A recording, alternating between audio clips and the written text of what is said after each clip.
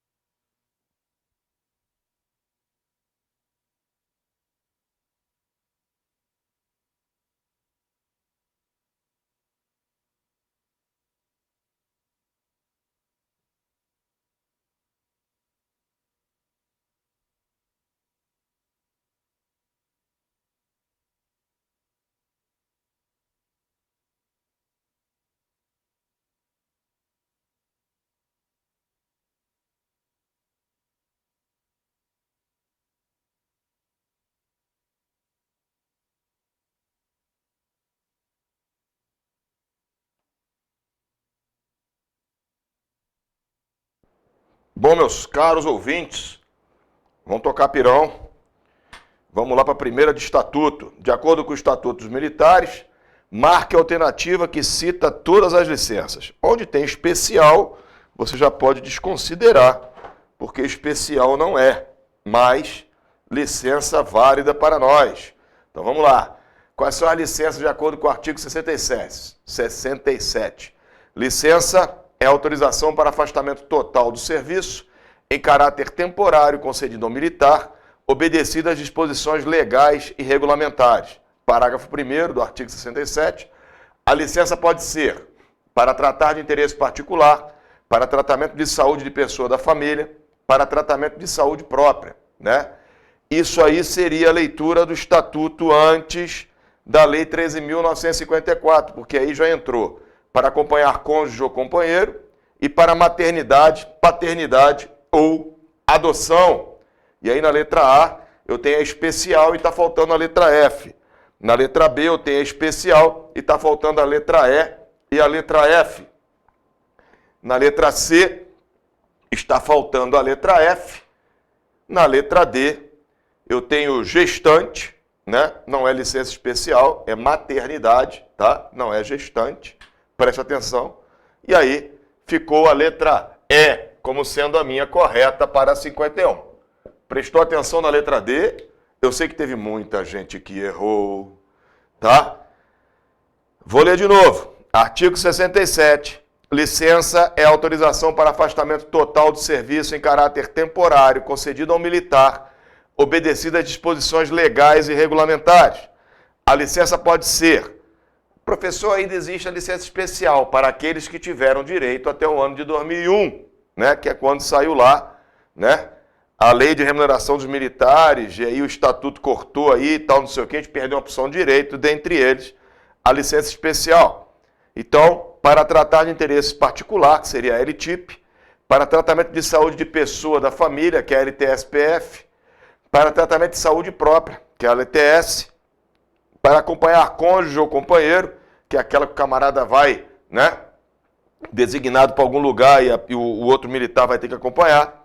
E aí para maternidade, paternidade ou adoção. Presta atenção na nomenclatura, presta atenção no nome.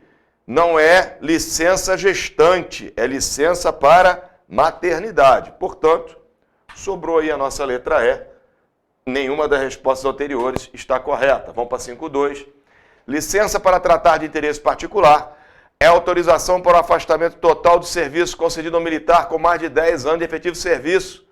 Tá? Então, tem de ter 10 anos de efetivo serviço para ter direito à LTIP. Né? Aí eu tenho, o que diz, né? Será concedida somente com prejuízo da remuneração? Não, também da contagem do tempo de efetivo serviço. Está lá no artigo 69, acabamos de ler e vem o parágrafo único.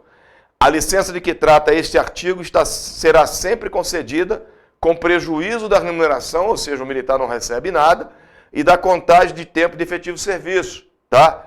Exceto quanto a este último para fim de indicação para a cota compulsória. É só você imaginar que o camarada da sua turma que pegou a LTIP, ele pula 2 turmas para trás, porque ele para de contar o tempo de serviço. Será concedida somente com prejuízo da contagem de tempo de efetivo serviço? Não, também tem o prejuízo da remuneração. Será concedida sem prejuízo da remuneração e da contagem de tempo de serviço, exceto para fim de indicação para a cota compulsória? Não, é com prejuízo de remuneração. E aí eu tenho a letra E. Será concedida com prejuízo de remuneração e da contagem de tempo de efetivo serviço para todos os efeitos? Não, exceto quanto a este último, caso do tempo de serviço, para fim de indicação para a cota compulsória. E aí sobrou de novo a letra E, nenhuma das respostas alternativas, como sendo a correta desta questão. Eu quero te chamar a atenção para alguns fatos desta questão, tá? Primeiro, LTIP somente depois de 10 anos de efetivo serviço, tá? Esta questão é uma questão de prova, tá? Não é questão criada pelo professor, tá? Isso é questão que parece ser fácil, né? Mas enrola o camarada que não estuda. Então tá aí, 52, nenhuma das respostas alternativas. O outro pega ratão. A interrupção da licença para tratar de interesse particular poderá ocorrer Aí eu tenho aí 1, 2, 3, 4. Vamos analisar uma por uma. Está lá o número 1. Em caso de mobilização e estado de guerra, em caso de decretação de estado de emergência ou de estado de sítio. Está lá no artigo 70. Todas as licenças poderão ser interrompidas a pedido ou nas condições estabelecidas nesse artigo. Então veja bem, o camarada que pega LTIP, ele pede 2 anos, digamos, mas lá com 6 meses ele resolve voltar. Ele pode voltar. Então, a pedido, ele pode ter a sua LTIP interrompida, tá? Qualquer uma das licenças. E também em caso de mobilização em estado de guerra e em caso de decretação de estado de emergência ou de estado de sítio, conforme a número 1 diz. E aí a número 2 diz para cumprimento de sentença que importe em restrição da liberdade individual. Também está previsto no artigo 70, né? Letra C, exatamente o que nós acabamos de ler. Portanto, também pode ter interrompido por causa deste motivo. E aí nós vamos para a letra C.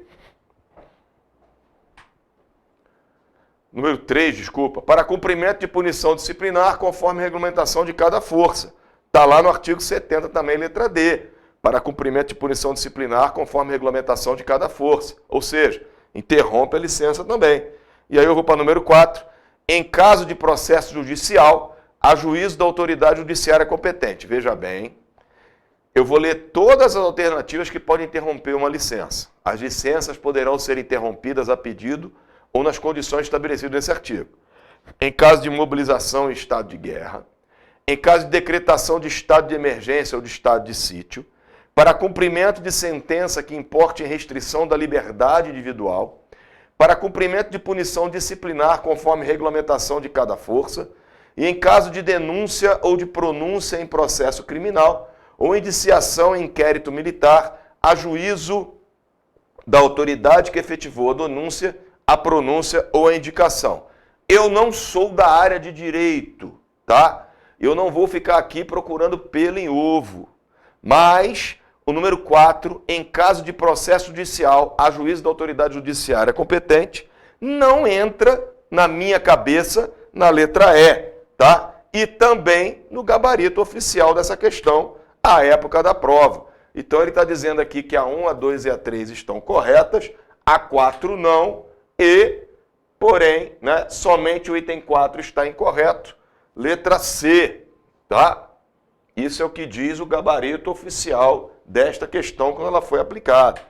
Vamos lá para 5.4. As recompensas constituem reconhecimento dos bons serviços prestados pelos militares, são elas, exceto, olha só, os prêmios de honra ao mérito, as condecorações por serviços executados, as punições e elogios, dispensa da escala de serviço. Nós já marcamos aí, né? Está lá, ó, são recompensas, os prêmios de honra ao mérito, as condecorações por serviços prestados na paz e na guerra, os elogios, louvores e referências elogiosas e as dispensas de serviço. Portanto, punições não é recompensa. Se isso fosse, você teria uma porção de amigo seu aí sendo recompensado todos os dias. Então, 55, assinale a alternativa que não diz respeito à ética militar. Proceder de maneira ilibada na vida pública e na particular, observar as normas de boa educação, abster-se na inatividade do uso de designações hierárquicas e atividades político-partidárias, empregar todas as suas energias em benefício do serviço e o rigoroso cumprimento das obrigações e ordem. Vamos lá. Proceder de maneira ilibada na vida pública e na particular, está lá no item 13 do artigo 28. Portanto, ética militar. Observar as normas de boa educação, está lá no item 14 do artigo 28. Portanto, ética militar. Abster-se da inatividade, está lá, né, no artigo 28, item 13, inclusive tem mais coisas. Abster-se na inatividade do uso das designações hierárquicas em atividades político-partidárias, em atividades comerciais, em atividades industriais, para discutir ou provocar discussões pela imprensa a respeito de assuntos políticos ou militares, excetuando-se os de natureza exclusivamente técnica, se devidamente autorizado, e no exercício de cargo ou função de natureza civil, mesmo que seja da administração pública. Então, o que te mais vê aí não é isso, né? Empregar todas as suas energias em benefício do serviço, está lá no item 7 do artigo 28, portanto, ética militar, e aí eu tenho um dever militar. O rigoroso cumprimento das obrigações e das ordens é dever militar.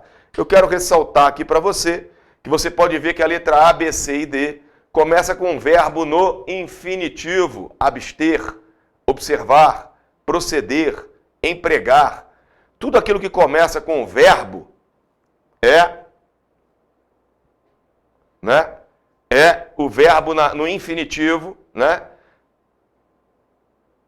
é ética militar. E aí sobrou a letra E, que não começa com verbo, o rigoroso cumprimento, Se fosse, observar o rigoroso cumprimento, talvez entrasse em ética, mas a letra E, portanto, na 5.5, é a nossa alternativa correta. Vamos para 56. De acordo com o Estatuto dos Militares, marca a opção correta a seguir. Vamos tocar a ficha.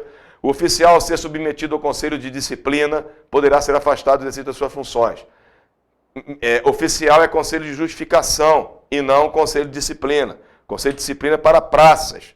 Serão submetidas a Conselho de Disciplina as praças com ou sem estabilidade. Negativo.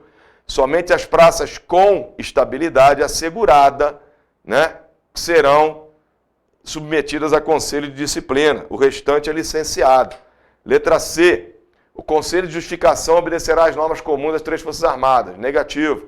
O que diz o artigo 49, parágrafo 1º, é o Conselho de Disciplina obedecerá às normas comuns às 3 Forças Armadas. Letra D. A Conselho de Disciplina poderá também ser submetido oficial da reserva remunerado ou reformado. Oficial, Conselho de Justificação. Logo, artigo 48, parágrafo 3º, diz: a Conselho de Justificação poderá também ser submetido oficial da reserva remunerado ou reformado, presumivelmente incapaz de permanecer na situação de inatividade que se encontra. E aí eu tenho a minha letra E. A E está ganhando de lavada hoje. Compete aos ministros das Forças Singulares julgar, em última instância, os processos oriundos dos conselhos de disciplina convocados no âmbito das respectivas Forças Armadas. É exatamente isto que está escrito, inclusive no Estatuto modificado, tá? Mas você também pode subentender que são os comandantes de forças singulares, tá bom? Parágrafo 2º, artigo 49. É óbvio que qualquer coisa que vier, nós vamos entrar com recurso, porque o Estatuto está dizendo o ministro das Forças Singulares. Não cacemos pelo em ovo, nem chifre em cabeça de cavalo. Marca a opção correta abaixo. Vamos lá. A demissão a pedido será concedida mediante requerimento do interessado com indenização aos cofres públicos quando contar mais de 5 anos? Não.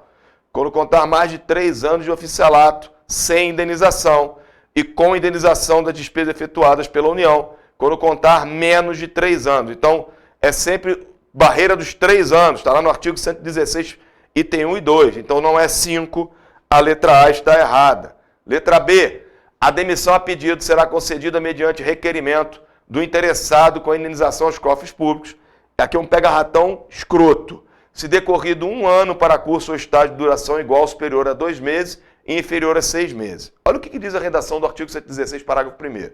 O oficial de carreira que requerer demissão deverá indenizar o erário pelas despesas que a União tiver realizado com os demais cursos ou estágios frequentados no país ou no exterior, acrescida quando, se for o caso, daquelas previstas no inciso 2 do caput desse artigo, quando não decorridos 2 anos, letra A, para curso ou estágio de duração igual ou superior a 2 meses e inferior a 6 meses. A questão fala se decorrido 1 ano. 1 ano está antes de 2 anos. Então, quando não decorridos 2 anos, então a letra B está correta. Olha só que coisa linda. É um pega-ratão assim daquele, de rasgar o rabo e o cu sair quicando. Vamos para a próxima. A demissão a pedido será concedida, blá, blá, blá, quando decorridos 2 anos para curso ou estágio de duração igual ou superior. Olha só, o artigo 116, parágrafo 1º diz quando não decorridos 2 anos, e não quando decorridos 2 anos. Então, portanto, a letra C está errada. Vamos para a próxima. O oficial da ativa, inclusive temporário, que passar a exercer cargo ou emprego público permanente, estranha a sua carreira, será imediatamente demitido ex officio e transferido para a reserva não remunerada. Olha só. O artigo 117 diz o seguinte: o oficial da ativa oficial da ativa é de carreira, que passar a exercer cargo ou emprego público permanente, estranha à sua carreira, será imediatamente demitido ex officio e transferido para a reserva não remunerada, onde ingressará com o posto de que possuía na ativa e com as obrigações estabelecidas na legislação do serviço militar, obedecidos os preceitos do artigo 116 no que se refere a designações, tá? Então, olha só.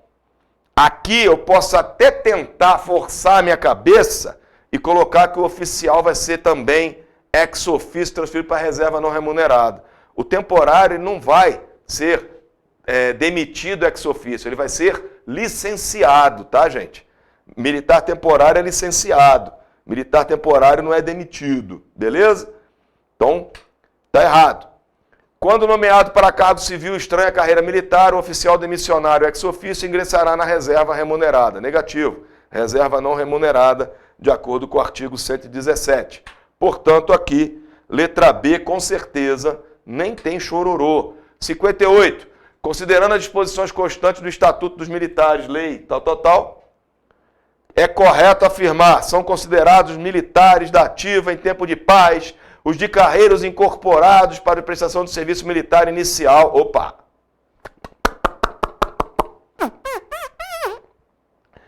O texto pode até te remeter a algum lugar, tá? Teu cérebro pode até tentar ligar serviço militar inicial e chamar isso de serviço militar obrigatório, tá?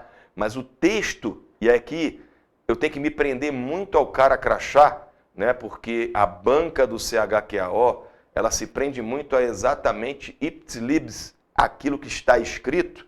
Então vamos ver aqui o artigo 3º. Os membros das Forças Armadas, em razão da sua destinação constitucional, formam uma categoria especial de servidores da pátria e são denominados militares. Não somos servidores militares, não somos lindos militares, não somos militares viados, somos militares. Os militares encontram-se em uma das seguintes situações: na ativa ou na natividade. Ih, caiu o lápis no chão. O nativa, eu tenho os de carreira, os temporários incorporados às Forças Armadas para prestação de serviço militar obrigatório ou voluntário, durante os prazos previstos na legislação que trata do serviço militar ou durante as prorrogações desses prazos, os componentes da reserva das Forças Armadas quando convocados, reincluídos, designados ou mobilizados, os alunos de órgãos de formação de militares da ativa e da reserva, e em tempo de guerra, todo cidadão brasileiro mobilizado para o serviço ativo das Forças Armadas.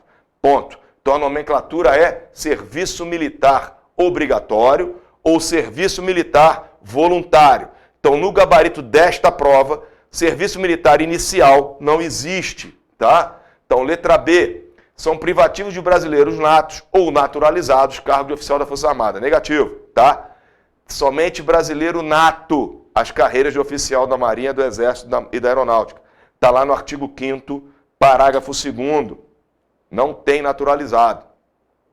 Somente é considerado desaparecido o militar na ativa que no desempenho de qualquer serviço em viagem, campanha ou em caso de calamidade pública, tiver paradeiro ignorado por mais de 30 dias e não houver indício de deserção. Olha só, estamos falando do desaparecido, tá? O desaparecido é por mais de 8 dias, tá? Então, é considerado desaparecido o militar na ativa que no desempenho de qualquer serviço em viagem, campanha ou em caso de calamidade pública, tiver paradeiro ignorado por mais de 8 dias, sendo que não houver indício de deserção, tá? Preste atenção, porra. O militar considerado desaparecido será oficialmente declarado extraviado após o transcurso do prazo de 30 dias. Está no artigo 92, tá? Nós lemos o 91, 8 dias, e aí eu tenho o 92, 30 dias, né? Não 180 dias. E sobrou a letra E, que está ganhando de lavada de vocês, nenhuma da resposta alternativa na 58. E aí nós vamos para 59. Assinar a alternativa correta em relação ao Conselho de Disciplina. Olha só que coisa linda, hein? O Conselho de Disciplina é destinado a julgar a incapacidade do guarda-marinha, aspirante oficial e demais praças das Forças Armadas com estabilidade assegurada. Logo, a letra A está errada porque o artigo 49 diz, né? Estabilidade assegurada. Vamos para a próxima. As praças das Forças Armadas reformadas ou na reserva remunerada, presumivelmente incapazes de permanecer na situação de inatividade, também poderão ser submetidos a Conselho de Disciplina. Está lá, né? No parágrafo 3º do artigo 49. Logo na 59, eu tenho a letra B como sendo a correta. Vamos pular para a próxima, né? Compete ao Superior Tribunal Militar julgar em última instância os processos oriundos do Conselho de Disciplina. Conselho de Disciplina é praça. Praça não vai para o Superior Tribunal Militar. Praça vai para o comandante da força, que aí no nosso estatuto ainda mantém ministro das Forças Singulares. Está lá no parágrafo 2º do artigo 49. Compete aos ministros das Forças Singulares julgar em última instância os processos oriundos do Conselho de Disciplina convocado no âmbito das respectivas Forças Armadas. O STM só julga quem vem de Conselho de Justificação, que seriam os oficiais. Letra D, o Conselho de Disciplina de cada força é independente, negativo, tem normas comuns, está lá no parágrafo 1º do artigo 49. O Conselho de Disciplina obedecerá às normas comuns às 3 Forças Armadas, então não são independentes, tem legislação comum, né? E aí, nenhuma das respostas alternativas não pode, porque a letra B está correta. E vamos para 60. Conselho de Justificação se destina a julgar através de procedimento especial da incapacidade do oficial das Forças Armadas, militar de carreira para permanecer na ativa, não sendo aplicável ao oficial da reserva remunerada. Negativo. Parágrafo 3º, artigo 48. A Conselho de Justificação poderá também ser submetido o oficial da reserva remunerada ou reformado, presumivelmente incapaz de permanecer na situação de inatividade em que se encontra. Logo, pau na moleira dele. B. Ressalvados os casos previstos em lei, os proventos da inatividade poderão exceder, negativo, não poderão, parágrafo único do artigo 58.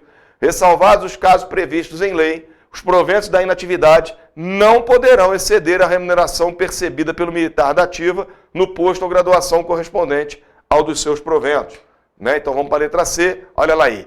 As prerrogativas dos militares são constituídas pelas honras, dignidades e distinções devidas aos graus hierárquicos e cargos. Está lá no artigo 73, então a letra C já é a nossa correta. Vamos para a letra D. O militar será agregado e considerado para todos os efeitos legais como em efetivo serviço quando houver ultrapassado 1 ano contínuo da situação de convocado para funcionar como ministro superior do Tribunal Militar. STM não é 1 ano, são 6 meses, tá? Está lá no item 5 do artigo 81. O militar será agregado e considerado para todos os efeitos legais como em serviço ativo quando houver ultrapassado 6 meses contínuos a situação de convocado para funcionar como ministro do Superior Tribunal Militar. E a letra E, nenhuma das respostas alternativas não pode ser, porque eu tenho a linda letra C como sendo a minha correta. Pessoal, questões do RAI já lá na nossa página, está lá na área do aluno. Senta pirão aí, 15 minutinhos a gente volta.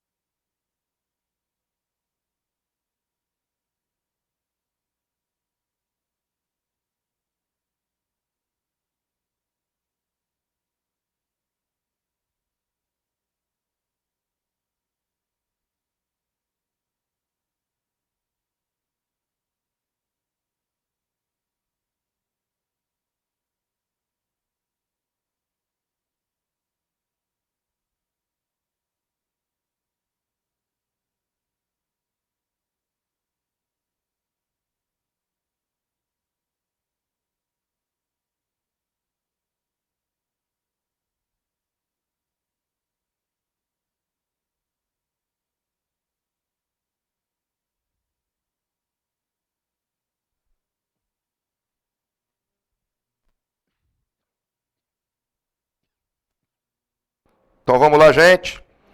Tocando pirão. Questão 51 do RAI. A delegação de competência é utilizada como instrumento, eu estou instrumento aí, mas instrumento de descentralização administrativa para assegurar maior rapidez e objetividade das ações decisórias, situando-se na proximidade dos atos, pessoas ou problemas a atender. Está no artigo 15. Com base no artigo acima e no conhecimento em delegação de competência, assinale a alternativa incorreta. Então vamos lá. O ato de delegação deverá indicar com precisão a autoridade delegante, a autoridade delegada, as atribuições objeto da delegação e, se for o caso, o prazo de vigência de acordo com a legislação em vigor. É exatamente o que está escrito no parágrafo 2º do artigo 20, né, do RAI. O ato de delegação indicará com precisão a autoridade delegante, a autoridade delegada, as atribuições objeto da delegação e, se for o caso, seu prazo de vigência. Vamos para a próxima. Em caso de omissão do prazo de vigência, no ato da delegação, o menos será tomado como indeterminado. Está lá no parágrafo 3º do artigo 20. O prazo de vigência será indeterminado quando não for indicado no ato da delegação. Vamos para a letra C. O ato de delegação não poderá ser revogado em nenhum momento pela autoridade delegante. Negativo, tá? Está lá no parágrafo 4º. Isso é questão fácil, né? Letra C, né?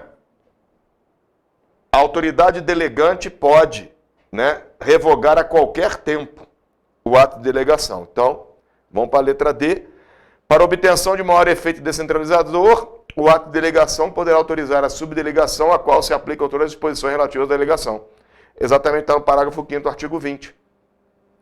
Para obtenção de maior efeito descentralizador, o ato de delegação poderá autorizar a subdelegação a qual se aplicam todas as disposições relativas à delegação. E aí, são só 4 alternativas. Letra C seria a resposta correta. Qual a nomenclatura se dá aos artigos escassos no mercado interno ou externo? Material estratégico, específico, crítico, periculoso ou de difícil aquisição? Aí você vai no óbvio, né? Não é não. Tá lá, ó. Os seguintes suprimentos terão a distribuição e desfazimento controlados pelo órgão gestor responsável. Número 4 do artigo 53. Escassos no mercado interno ou externo, de acordo com o RAI, se chama material crítico. Está lá na letra C também, tá? Então o senhor que botou aí material de difícil aquisição, errou. Vamos lá para o próximo, 53. O material que der entrada na UA será recebido e examinado individualmente pelo encarregado do setor de material ou qualquer agente executor designado pelo agente diretor, com a supervisão do fiscal administrativo ou por comissão nomeada para este fim. No tocante a recebimento e exame de material, assinale a única alternativa incorreta. Olha o que diz a letra A. A comissão de recebimento e exame de material será constituída por no mínimo 3 oficiais, admitindo-se em casos excepcionais a critério do OD ser composta por no mínimo 1 oficial e 2 graduados, subtenente e sargento. Está lá no artigo 58, né? No item 1, 3 oficiais, admitindo-se em casos excepcionais a critério do OD ser composta por no mínimo 1 oficial e 2 graduados. Então, está correta a letra A. Vamos lá para a letra B. O encarregado do setor de material e o provável detentor direto do material em causa integrarão a comissão de recebimento e exame de material, a critério do OD, que poderá ser assessorada por especialistas ou técnicos civis ou militares julgado necessário. Está tudo bonito, está tudo certinho. Está lá no artigo 58, parágrafo 1º, tá? Detentor direto, encarregado do setor de material, critério do OD e podem ser assessorada por especialistas. Letra C. A CREM ou agente executor encarregado do recebimento e exame terá o prazo de 8 dias úteis, falou material dias úteis, para apresentar ao fiscal administrativo o termo de recebimento e exame de material, que é o TREM, ou o recibo passado no documento de recebimento. Está lá no parágrafo 2º do artigo 58, exatamente o que nós acabamos de ler. E aí ficou a letra D, não. A CREM poderá ser designada para cada recebimento específico ou recebimento de determinado período, nunca superior a 90 dias. Aqui não são dias úteis, tá? Aqui são 90 dias corridos. A CREM poderá ser designada para cada recebimento específico ou recebimento de determinado período, nunca superior a 90 dias. Então, tem a letra E. Toda divergência no recebimento e exame, no que se referir ao estado, à quantidade, à qualidade ou a qualquer outro aspecto dos materiais, serviços e obras, deverá ser levado imediatamente ao conhecimento do fiscal administrativo que tomar a decisão? Não. É o conhecimento do OD. Falou material, ordenador de despesas é que é o encarregado primaz da coisa toda.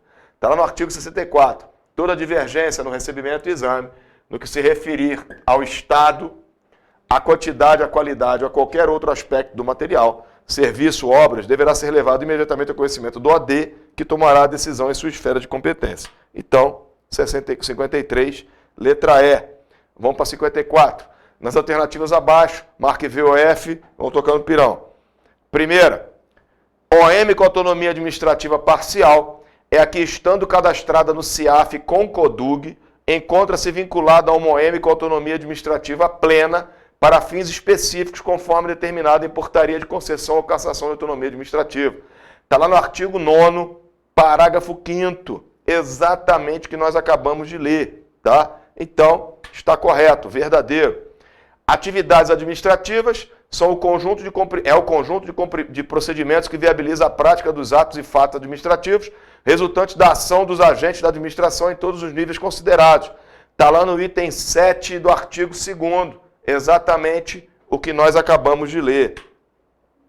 E aí eu vou para OM com autonomia administrativa plena, é a que, estando cadastrada no CIAF com o Código de Unidade Gestora, CODUG, tem competência para realizar atos e fatos de gestão orçamentária, financeira, patrimonial e de pessoal, próprios ou sob descentralização, bem como emitir parecer e julgar direitos, cujo titular está sujeito à prestação de contas em conformidade com o disposto no parágrafo único do artigo 70 da Constituição Federal de 88. Está lá no parágrafo 4º do artigo 9º, exatamente o que nós acabamos de ler. Lembrando que agora nós temos OM com autonomia administrativa plena ou parcial. E aí eu tenho um verdadeiro também. O ato de concessão de autonomia administrativa indicará se a OM terá autonomia administrativa plena ou parcial, citando neste último caso a atividade administrativa nas quais poderá agir de forma autônoma e a OM a qual estará vinculada para a execução das demais atividades. Está lá no artigo 17, portanto, verdadeiro.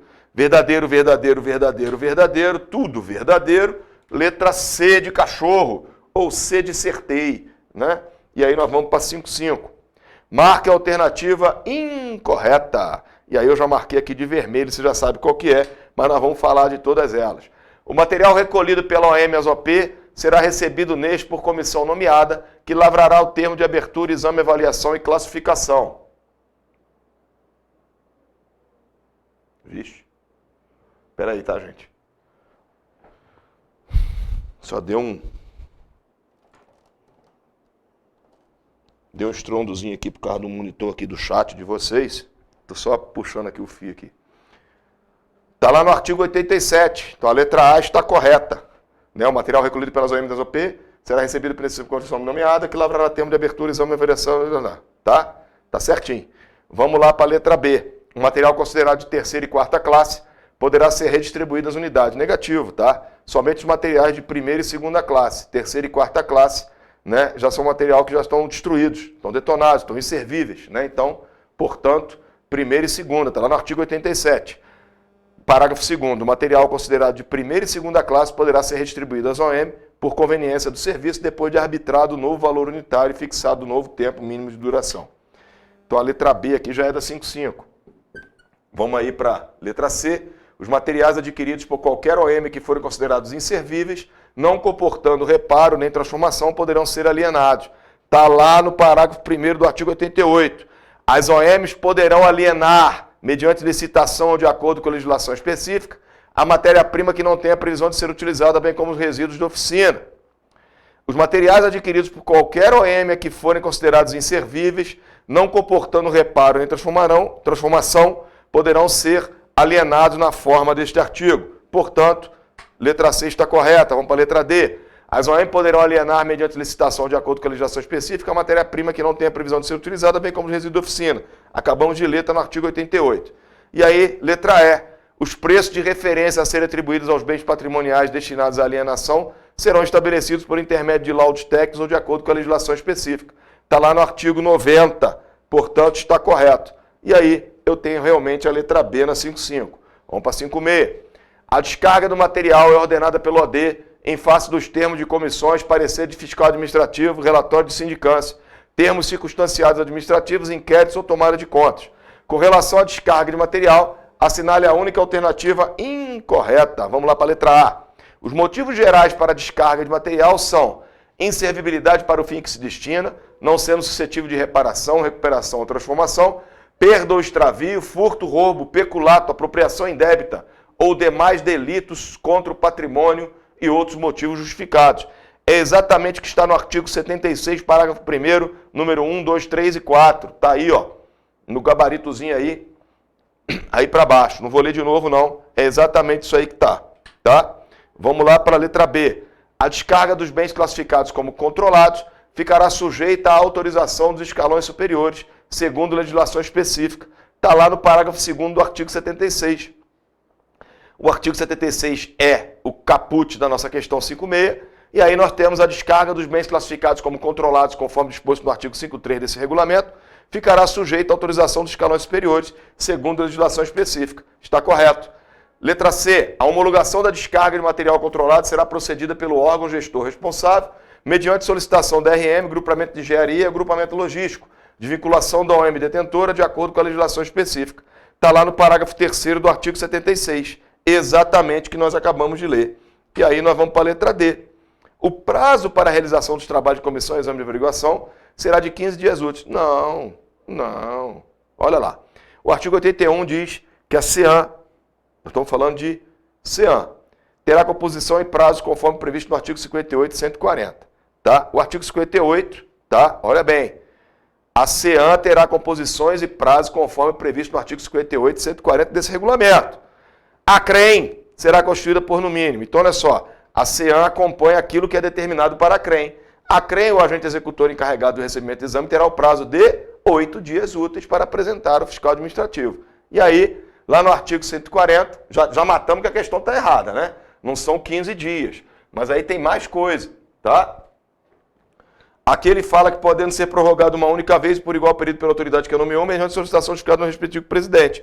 Olha o que diz o artigo 140. Para efeito desse regulamento, quanto aos prazos concedidos para recebimento e descarga de material, passagem de carga, transmissão de encargo de valores, será observado o seguinte. Aí, número 1, o OD poderá prorrogar sucessivamente a pedido os prazos concedidos de acordo com a legislação específica. E aí, número 2, o pedido de prorrogação de prazo será realizado formalmente mediante justificativa fundamentada. Antes, no raio anterior, existia uma regra. Agora, o OD é que determina o que vai acontecer. Então, a letra D está errada. E a letra E, nos casos de perda ou extravio, o OD determinará a abertura de sindicância quando não estiver caracterizada a responsabilidade pelo ressarcimento do prejuízo. Está lá no artigo 79. O OD examinará os documentos que se referem ao artigo 77 e 78. Artigo 77, o pedido de descarga, 78, parecer do fiscal. E conforme o caso, determinará os seguintes providências. Nos casos de perda ou extravio, a abertura de sindicância quando não estiver caracterizada a responsabilidade pelo ressarcimento do prejuízo. Logo, portanto, 56, letra D de dado. Vamos para 57. Qual a definição de administração indireta? Não vou ler o que está escrito, vou ler o que diz o regulamento. A administração indireta, de acordo com o item 4 do artigo 2º, exercida por entidades dotadas de personalidade jurídica própria, tais como autarquias, fundações, empresas públicas e sociedades de economia mista. Está lá na letra C. Portanto, 57, a correta é a letra C. O restante eu não vou ler, não confunda a cabeça de vocês. Quanto à movimentação, o desligamento será efetivado conforme o caso, obedecendo a seguinte sistemática, exceto, vamos lá para a letra A.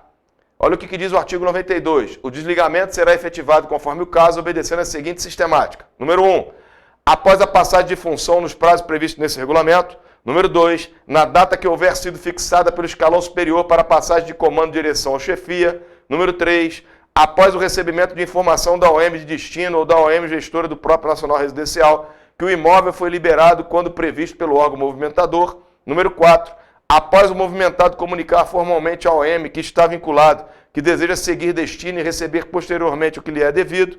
E número 5, na ocorrência de situações previstas em legislação específica. Logo, a única que não está é uma resposta alternativa, que é a letra E. Todas as outras estão ali naquilo que nós acabamos de ler. E aí, nós vamos para 59. Marca a alternativa incorreta. Letra A. Serão ainda incluídos no patrimônio da UA os materiais fabricados, transformados, recuperados ou encontrados em excesso nas conferências de carga. É exatamente o que está no número 5 do artigo 65. Materiais fabricados, transformados, recuperados ou encontrados em excesso de conferência de carga serão incluídos no patrimônio. Materiais fabricados, transformados, recuperados ou encontrados. Tá? O material será incluído em carga com o valor do documento que deu origem, expresso na moeda de aquisição e referido à época, citando-se mês e ano. O que está errado aí não é moeda de aquisição, mas sim moeda nacional, de acordo com o parágrafo 1º. O material será registrado em moeda nacional e com data de aquisição ou recebimento. Logo, 59, letra B. Pega ratão besta, hein? Moeda de aquisição não é a mesma coisa que moeda nacional, tá, gente? A coisa pode ter sido comprada em dólar. A inclusão em carga de material ou conjunto será realizada com valor contábil unitário, conforme o documento de origem, e com todas as especificações que permitam a sua fácil identificação obedecida à nomenclatura regulamentar existente. Está lá exatamente o que acabamos de ler, no artigo 66, letra C. E aí a letra D. Os bens imóveis serão incorporados ao patrimônio com base no valor expresso na escritura ou em outro documento apropriado, conforme a legislação federal específica, acrescido, quando for o caso, do valor das benfeitorias. É exatamente o que está no artigo 67. Portanto, letra D também está correta. E a letra E. A ordem para a inclusão de material em carga será exarada pelo OD, nos termos apresentados pelas comissões ou documentos emitidos pelos agentes que receberam os materiais, devendo essa ordem ser publicada em boletim administrativo. Exatamente o que está no artigo 68. Presta atenção na nomenclatura boletim administrativo. Aparece várias vezes no RAI. Então, portanto, a 59, letra B, é a correta. E aí, ou melhor, a incorreta, né? E aí, marque a alternativa referente à tomada de contas especial, que é a TCE. Olha o que diz o regulamento. Item 32 do artigo 2º. Tomada de conta especial é um processo administrativo devidamente formalizado, com rito próprio, para apurar responsabilidade por ocorrência de dano à administração pública federal, com apuração de fatos, quantificação do dano, identificação dos responsáveis e obtenção do respectivo ressarcimento. Portanto, a única alternativa correta é a letra C, tá? Logo, acabamos mais 10 questões de RAI. E aí, as questões de licitação já estão na área do aluno. Corre para lá, 15 minutinhos a gente volta.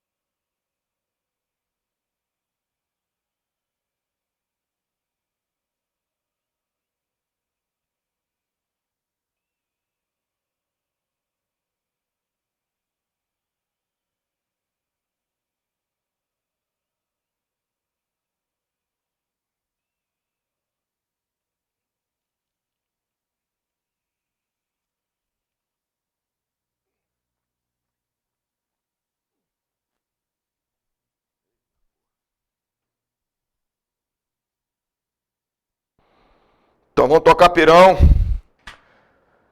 Questão 121. Deus do céu, rapaz, estamos nisso tudo já. Sobre a exigência de garantia da licitação e dos contratos administrativos, assinale a alternativa correta. Vamos lá. Letra A. A prestação de garantia faz parte da documentação pertinente à qualificação contábil.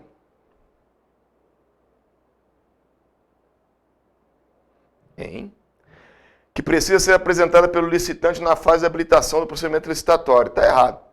Está tudo errado aí.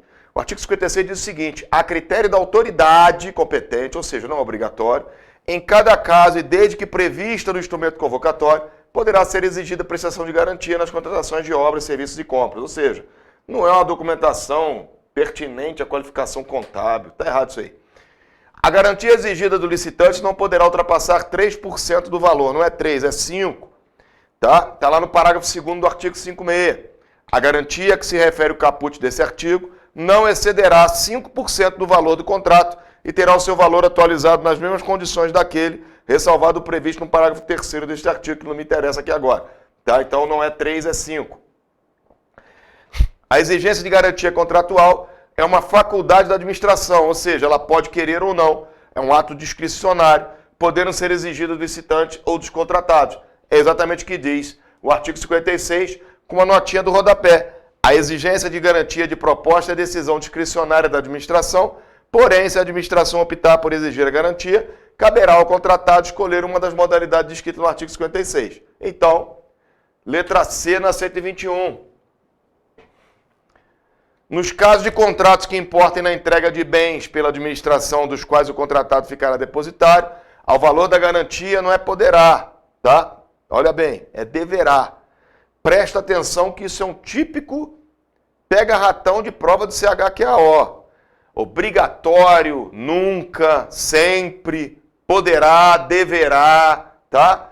Olha o que diz o artigo 56, parágrafo 5º. Nos casos de contratos que importem na entrega de bens pela administração, dos quais o contratado ficará depositário, ao valor da garantia deverá ser acrescido o valor desses bens. Logo, está errado.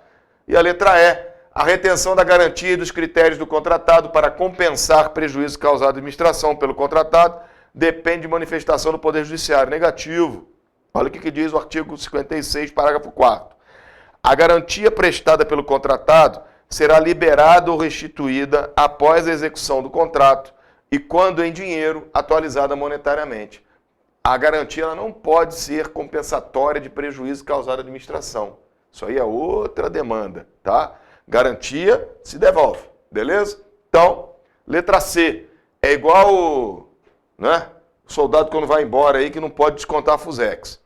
Considerando o que dispõe a lei de licitações, que estabelece normas gerais sobre licitações e contratos administrativos pertinentes à obra, serviço exclusivo de publicidade, compra, organização, locação no âmbito dos poderes da União, nos Estados, Distrito Federal e município, assinale a alternativa correta. Vamos lá. Letra A.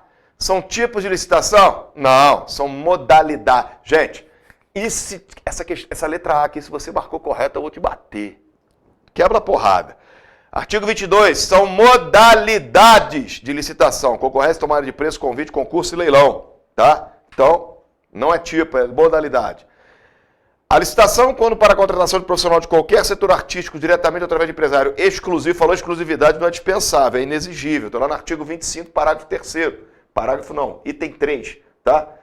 Falou exclusividade, é inexigibilidade, tá? Então a letra B também está errada. Após a fase de habilitação, não cabe desistência de proposta, salvo por fato superveniente e aceito pela comissão. Veja bem. Está correta. Artigo 43. A licitação será processada e julgada com observância dos seguintes procedimentos. Parágrafo 6º. Após a fase de habilitação, não cabe mais desistência de proposta, salvo por motivo justo decorrente de fato superveniente e aceito pela comissão. Então, letra C de novo na 122. Letra C está ganhando, hein? Vamos para a letra D. A declaração de nulidade do contrato administrativo produz efeitos a partir de sua publicação? Não. A declaração de nulidade do contrato administrativo opera retroativamente, impedindo os efeitos jurídicos que ele ordinariamente deveria produzir, além de desconstituir os já produzidos. Ou seja, o contrato vai para o beleléu porque se anulou, né? Tudo. Anula tudo, tá? Então, letra D está errada. A administração pública, desde que não incorra em culpa em vigilante ou culpa em elegendo, não responde pelos encargos previdenciários resultantes da execução do contrato. Veja bem, artigo 71.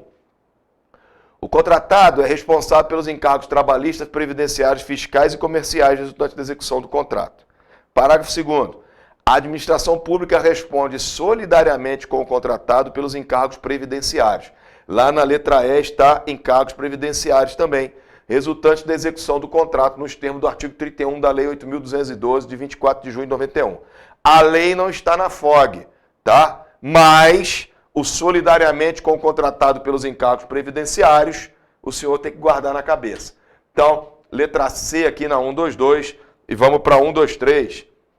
Avalie com base no artigo 43 se a licitação será processada e julgada com observância dos seguintes procedimentos. Vamos lá. Abertura dos envelopes contendo a documentação relativa à habilitação dos concorrentes e a sua apreciação. Está lá. Artigo 43. A licitação será processada e julgada com observância dos seguintes procedimentos. 1. Abertura dos envelopes contendo a documentação relativa à habilitação dos concorrentes e sua apreciação. Então está correto. 2. Devolução dos envelopes fechados aos concorrentes inabilitados, contendo as respectivas propostas, desde que não tenha havido recurso ou apoio à sua denegação. Está lá no item 2 do artigo 43. Está correto. Vamos para 3. Abertura dos envelopes contendo as propostas dos concorrentes habilitados, desde que transcorrido o prazo sem interposição de recurso, ou tenha havido desistência expressa ou após o julgamento dos recursos interpostos. Está lá no item 3 do artigo 43. Está correta. Número 4. Verificação da conformidade de cada proposta com os requisitos do edital e, conforme o caso, com os preços correntes no mercado ou fixados por órgão oficial competente, ou ainda com os constantes do sistema de registro de preço, os quais deverão ser devidamente registrados na ata de julgamento, promovendo-se a desclassificação das propostas desconformes ou incompatíveis. Está lá no item 4 do artigo 43, exatamente o que acabamos de ler. Portanto, está correto. Número 5. Julgamento e classificação das propostas de acordo com os critérios de avaliação constante do edital. Está lá no item 5 do artigo 43. Está correto. Número 6. Deliberação de autoridade competente quando a homologação ou adjudicação do objeto da licitação. Está lá no item 6 do artigo 43. Está correto. E aí eu tenho todas estão corretas de acordo com o artigo 43. Portanto, todas, 1, 2, 3, 4, 5, 6, letra E, mata a pau, que a 1, 2, 3, todas estão corretas. Vamos para 1, 2, 4. São modalidades de licitação estabelecidas no artigo 22, exceto concorrência, tomada de preço, pregão, convite e nenhuma das respostas alternativas. Olha só, de acordo com o artigo 22 da Lei 866, concorrência, tomada de preço, convite, concurso e leilão. O pregão não está na Lei 866, tá? Então veja bem, isso aqui é uma questão de concurso. Questão pega ratão assim descarado, né? Um negócio assim rasgado, né? Para quem não estudou, marca ali nenhuma das respostas alternativas, pensa que está acertando e foi para o saco. De acordo com a Lei de Licitações, as seguintes afirmativas acerca da licitação estão corretas, exceto uma, assinale-se. Vamos lá para a letra A. As licitações serão efetuadas no local onde situar a repartição interessada, de acordo com a Lei 8666, tá, gente? Salvo por motivo de interesse público devidamente justificado. Está lá no artigo 20. Tá? Exatamente o que acabamos de ler. Vamos para a letra B. É vedada a habilitação de interessados, residentes ou sediados em outros locais. Negativo. As licitações serão efetuadas no local onde situar a repartição interessada. E parágrafo único. O disposto nesse artigo não impedirá a habilitação de interessados, residentes ou sediados em outros locais. Portanto, a 125, sem medo de errar, eu marcaria a letra B. Mas vamos lá para a letra C. Os avisos contendo os resumos dos editais, das concorrências, da tomada de preço, dos concursos e dos leilões, embora realizados no local da repartição interessado, deverão ser publicados com antecedência, no mínimo por uma vez, no Diário Oficial da União, quando se tratar de licitação feita por órgão ou entidade da administração pública federal, e ainda quando se tratar de obras financiadas parcial ou totalmente com recursos federais ou garantidas por instituições federais. Está correto, por mais que você ache que está errado, no Diário Oficial da União, porque é federal. Se fosse municipal, seria no municipal, se fosse estadual, no estadual. Está lá no artigo 21, item 1, que aí vem a letra C inteira. Quando se tratar de licitação feita por órgão ou entidade da administração pública municipal, tais avisos serão publicados com antecedência, no mínimo por uma vez, no Diário Oficial do Estado. Olha aí que coisa linda. Está lá no item 2 do artigo 21. No Diário Oficial do Estado e do Distrito Federal, quando se tratar respectivamente de licitação feita por órgão ou entidade de administração pública estadual ou municipal ou do Distrito Federal. No caso ali ele fala só da municipal, está correto. Letra E, o aviso publicado conterá a indicação do local em que os interessados poderão ler e obter o texto integral do edital e todas as informações sobre a licitação. Está lá no parágrafo 1º do artigo 21, exatamente o que acabamos de ler. Então a 125 está a letra B, incorreta. Beleza? Vamos para 126. Avalie com base na lei de licitações se as seguintes afirmativas acerca das licitações para execução de obras e para prestação de serviços são falsas ou verdadeiras. Vamos lá para o número 1. A licitação para execução de obras e para prestação de serviço obedecerão a seguinte sequência. Projeto executivo está errado, já começa pelo projeto básico. Está lá no artigo 7º, tá? Falou em obra, projeto básico, projeto executivo e execução das obras e serviços. Portanto, número 1, falso. Vamos para o número 2. Nos projetos básicos e projetos executivos de obras e serviços serão considerados principalmente, entre outros, os requisitos de segurança, funcionalidade e adequação ao interesse público, economia na execução, conservação e operação e impacto ambiental. Está aí, ó, no artigo 12. Nos projetos básicos e projetos executivos de obras e serviços serão considerados principalmente os seguintes requisitos: segurança, funcionalidade e adequação do interesse público, economia na execução, conservação e operação, possibilidade de emprego de mão de obra, materiais, tecnologia e matérias-primas resistente no local para execução, conservação e operação, facilidade na execução, conservação e operação sem prejuízo da durabilidade da obra ou do serviço, adoção das normas técnicas de saúde e de segurança do trabalho adequadas e impacto ambiental. Número 3, as obras e serviços poderão ser executados na forma de execução direta, de execução indireta no regime de empreitada por preço global, empreitada por preço unitário, tarefa empreitada integral. Está lá no artigo 10º. As obras e serviços poderão ser executadas das seguintes formas. Número 1, execução direta. Número 2, execução indireta nos seguintes regimes: empreitada por preço global, empreitada por preço unitário, tarefa ou empreitada integral. Então, a 2 e a 3 estão corretas, somente a número 1 está errada. E aí o que eu tenho aí, falso, verdadeiro e verdadeiro. Letra B na 126. E aí nós vamos para 127. Avalie as seguintes afirmativas, verdadeiro ou falso. Vamos lá. Destina-se a garantir a observância do princípio constitucional da isonomia, a seleção de proposta mais vantajosa para a administração e a promoção do desenvolvimento nacional. Sustentável. Está lá no artigo 3º. É um dos artigos que mais cai em provas de que onde tem licitação do Lei 8666, tá? A licitação destina-se a garantir a observância do princípio constitucional da isonomia, a seleção da proposta mais vantajosa para a administração e a promoção do desenvolvimento nacional sustentável, e será processada e julgada em estrita conformidade com os princípios básicos da legalidade, impessoalidade, moralidade, igualdade, publicidade, probidade administrativa, vinculação ao instrumento convocatório, do julgamento objetivo e de tudo aquilo que lhe é correlato. Então, o número 1 está correta. Será processada e julgada em estrita conformidade com os princípios básicos da legalidade, impessoalidade e moralidade. Acabamos de ler, também está correto, né? Também é uma parte lá. E a licitação não será sigilosa, sendo públicos e acessíveis ao público os atos de seu procedimento, salvo quanto ao conteúdo das propostas até a respectiva abertura. Está lá no artigo 3º, parágrafo 3º. A licitação não será sigilosa, tá? A licitação nunca é sigilosa, né? Você tem a publicidade de edital, tudo. Só as propostas é que são sigilosas até a abertura. Abriu, deixou de ser sigiloso. Então nós temos aí 1, 2 e 3, verdadeiro, verdadeiro, verdadeiro. E aí nós temos letra A, verdadeiro, verdadeiro e verdadeiro. Vamos para o 128. Nenhuma compra será feita sem a adequada caracterização do seu objeto e indicação dos recursos orçamentários para o seu pagamento, sob pena de nulidade do ato e responsabilidade de quem lhe tiver dado causa. Está lá no artigo 14 da Lei 8666. 8666. Nesse sentido, sempre que possível, as compras devem, exceto, vamos lá, atender ao princípio da padronização que impõe a compatibilidade de especificação técnica e desempenho. Está lá no número 1 do artigo 15, né? Então, está correto, beleza? E ainda vem mais, tá? Atender ao princípio da padronização, que impõe a compatibilidade de especificações técnicas e desempenho observadas, quando for o caso, as condições de manutenção, assistência técnica e garantia oferecidas. Vamos para B. ser processada através do sistema de registro de preço. Está lá no item 2 do artigo 15, exatamente o que acabamos de ler. Número 3, submeter-se às condições de aquisição e pagamentos diferentes do setor privado? Não, semelhantes, não são iguais. Tá, gente? Não é igual.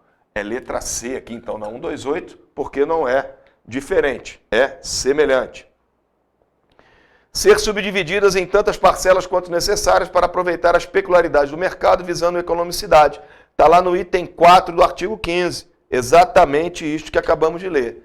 E aí, letra E, balizar-se pelos preços praticados no âmbito dos órgãos e entidades da administração pública.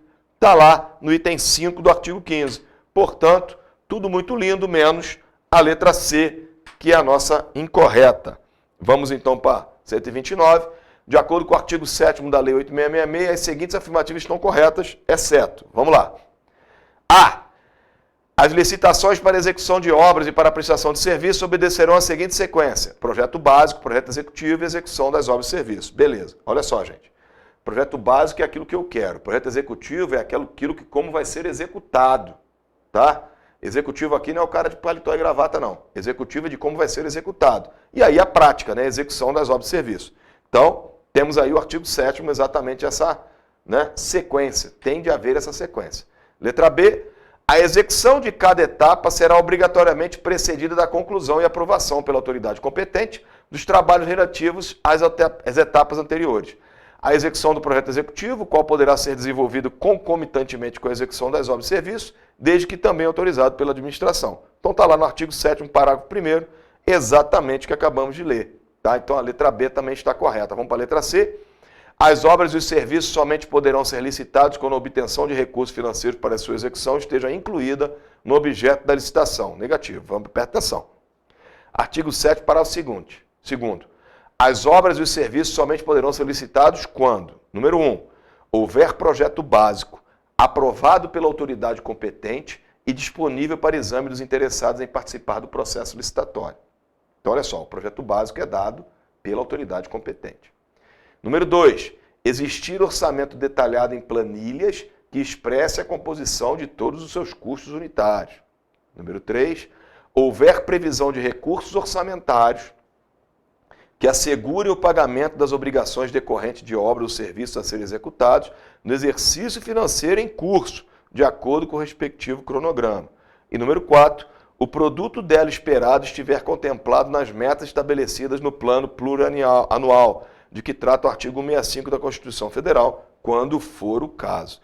Portanto, a letra C está errada, porque não tem nada a ver com o que está escrito na legislação. Beleza? Vamos para a próxima.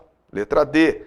As obras e os serviços somente poderão ser licitados quando houver projeto básico aprovado pela autoridade competente e disponível para exame dos interessados em participar do processo licitatório. Acabamos de ler o número 1 do parágrafo 2º do artigo 7º. E aí nós vamos para a letra E. As obras e os serviços somente poderão ser licitados se existir orçamento detalhado em planilhas que expresse a composição de todos os seus custos unitários. Está lá no item 2 do parágrafo 2º do artigo 7º. Portanto, a letra C, mais uma vez, aparece aí para a gente como sendo a nossa alternativa correta, ou a incorreta, né? A licitação destina-se a garantir a observância do princípio constitucional da isonomia, a seleção da proposta mais vantajosa para a administração e a promoção do desenvolvimento nacional sustentável. Então, nós temos aí, né, exatamente mais uma vez, o artigo 3º, que acabamos de ler aí, isonomia mais vantajosa e promoção. Isso aí está na letra B de bola, na 130. Portanto, matamos mais 10 questõezinhas de licitação. E o senhor coloca aí para mim, né, no chat, quanto foi que o senhor errou, que eu acho que o senhor errou muito. Eu acho que o senhor errou muito. Eu acho que hoje o senhor foi para o saco. Foi não? Fala para mim aí. Diz aí para mim.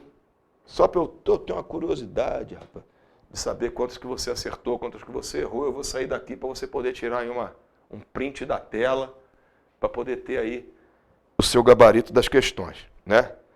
Eu tenho a satisfação de dizer que amanhã eu estou aqui de novo com os senhores, né? A professora Valéria está recuperando a garganta aí que deu piti, e ela volta na quinta-feira com os senhores. Teremos aí uma semana atípica. Hoje eu estou aqui, Amanhã eu estou aqui de novo. Quarta-feira, professor Rafael a noite toda. E na quinta-feira, a professora Valéria. O professor Clécio aí teve que viajar a serviço e o professor Fawazzi também. Então a gente vai segurar a peteca aí, mas nada que, né, morra alguém. E aí? Tudo certinho? Como é que vocês foram aí? Aí, média 8, ó. Não tá no média 8? 2 elementos aí. Estatuto veio rasgando. De vez em quando vai ter umas noites assim, mas, né, você acha que tá tudo fácil, tá tudo lindo, vai ter umas questões assim mais acirradas pro pega-ratão, mais parecidas com a prova do CHQAO, né? Eu tento sempre trazer aí uma noite, hoje foi estatuto que pegou, né? Amanhã pode ser RAI, amanhã pode ser licitações, mas as questões estão num nível bom, né? Estão num nível legal para a preparação de vocês aí, né? E nós já temos aí, ó, só nessa contagem aqui, 130 mais 120, 250. Mas a gente já corrigiu em mais umas 30 ou 40 aí. Então a gente já está na questão quase 300 aí já, dada dentro de sala de aula. Fora os simulados, né? Fora outras coisas. Aí, o pessoal tá indo bem, tá? Aqui é a hora de errar, tá, gente? Aqui é a hora de errar. Só que aí quando você erra, eu tenho certeza que o seu cérebro não erra mais, né? Quando você vai lendo aqui, por que a alternativa está certa? Porque às vezes a gente não... A gente não... Que é isso, Frank? Sabe sim, rapaz. Porque assim, ó,